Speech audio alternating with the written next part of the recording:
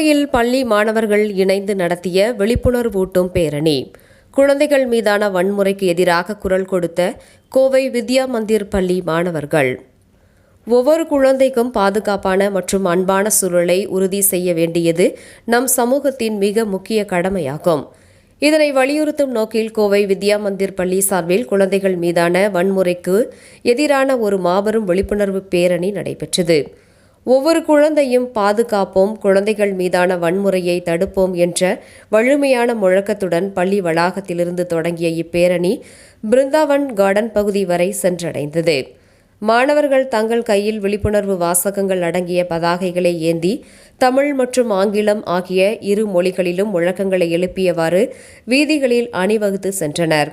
மாணவர்களின் இந்த ஒழுக்கமான மற்றும் அர்த்தமுள்ள அணிவகுப்பு அங்கு திரண்டிருந்த பொதுமக்களின் கவனத்தை வெகுவாக ஈர்த்தது.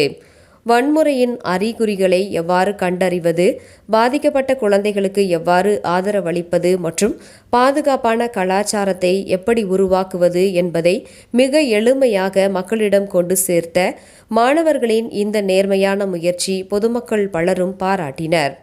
இறுதியாக ஒவ்வொரு குழந்தையின் உரிமையும் பாதுகாப்பையும் காப்போம் என்றும் அவர்கள் அச்சமின்றி அன்பான சூழலில் வளர்வதற்கான சமுதாயத்தை உருவாக்குவோம் என்றும் மாணவர்கள் அனைவரும் உறுதியாக உறுதிமொழி ஏற்றுக்கொண்டனர்.